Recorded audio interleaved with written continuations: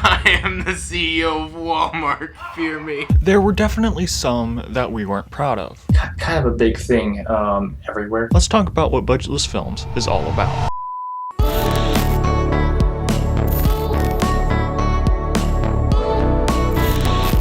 What is Budgetless Films? Let me explain.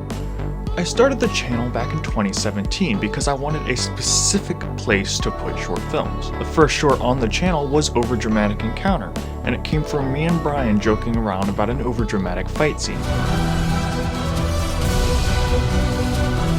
We grabbed a couple of the cheap cameras that we had and we went into his backyard and messed around for about an hour, and then we only edited it for a couple hours after that. For about a year and a half after that, we didn't really do much with the channel, only releasing a total of 10 videos, only 3 of which are still public. Towards the end of 2018, we produced Teleportation Mischief. Oh yeah.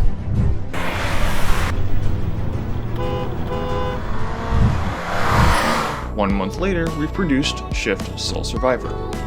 Realizing that it was possible to create one film a month, we decided to set ourselves a challenge to do just that for the remainder of the year. And we succeeded, with varying degrees of success. There were definitely some that we weren't proud of. But there were some that we were very proud of. Our latest short, Always the Same, was a culmination of everything this challenge had taught us. And even though the production didn't go exactly how we wanted, it did turn out very well. In fact, the quality of Always the Same is what pushed us to focus on quality over quantity. You know, you have to move on, right? You can't just be like this forever. Before the current pandemic really took hold, we had 2 shorts that were in development. And since we didn't get to shoot anything for either of them, they are both stuck in pre-production. But that did lead to this show becoming a regular thing.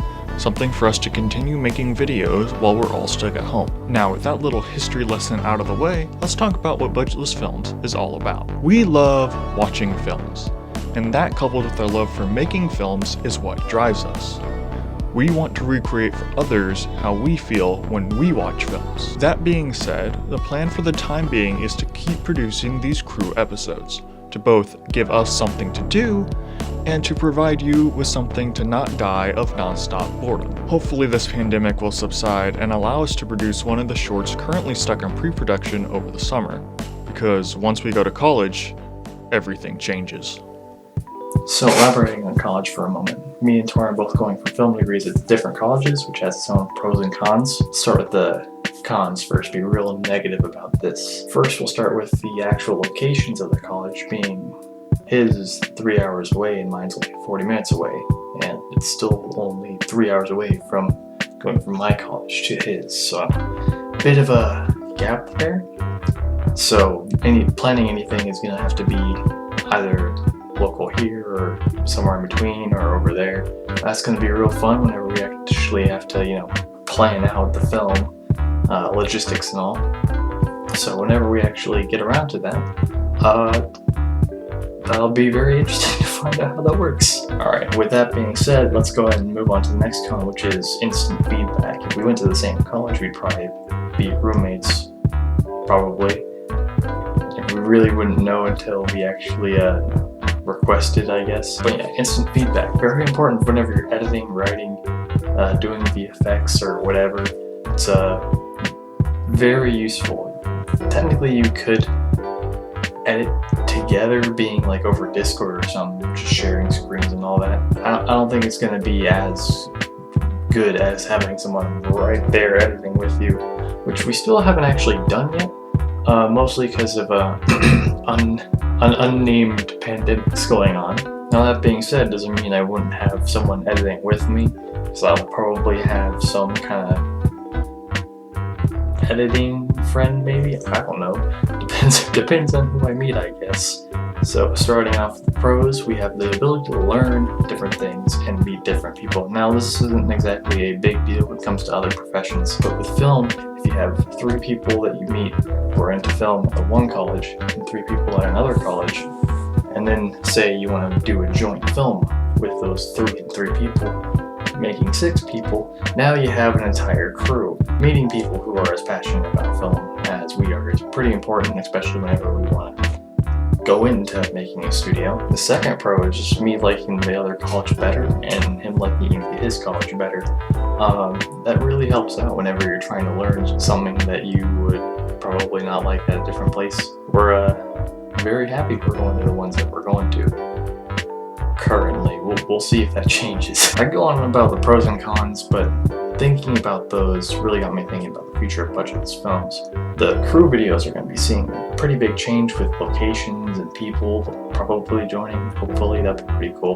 But that's really assuming the whole pandemic thing going around. I don't know if you guys have heard of it. Kind of a big thing everywhere. So we'll see how that works. Hopefully we can get a few films in before the end of the year. So I don't know if Torin's going to be posting a lot on his personal channel, but I know personally I'm going to be doing that. So I don't know what I'm going to be doing on there.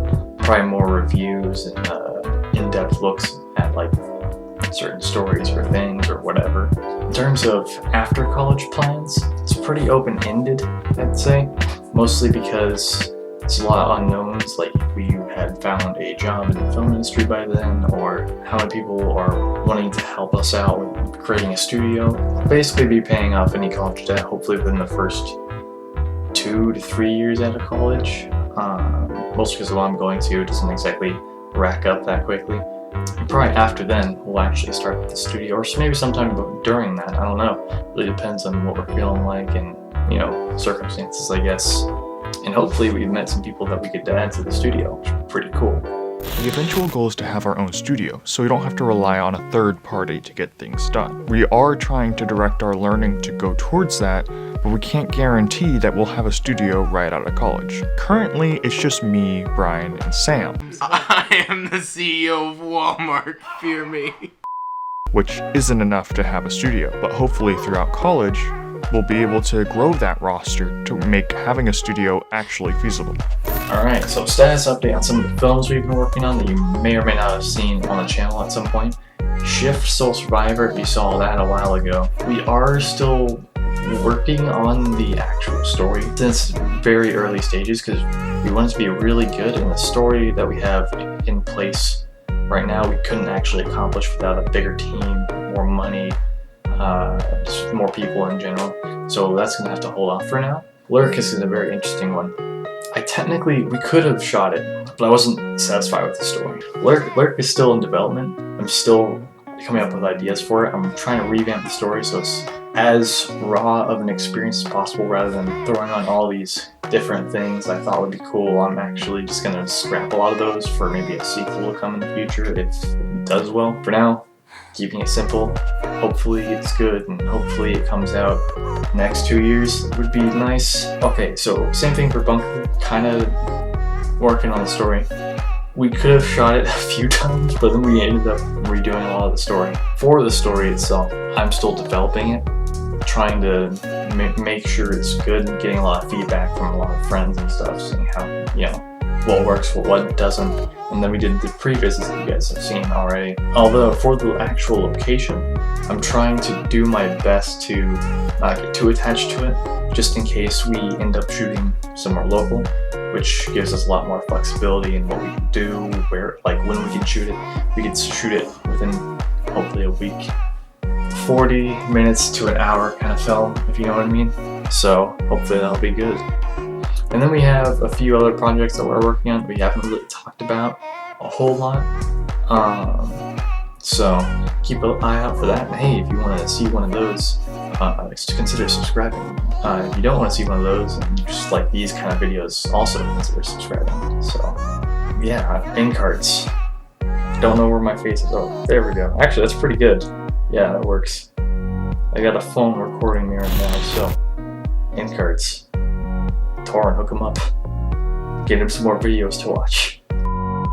So Brian, what's your vocabulary? Are you well versed in English? No, the only word I know is fun time. That's one of the cons. Delete this part because I don't like how that was worded.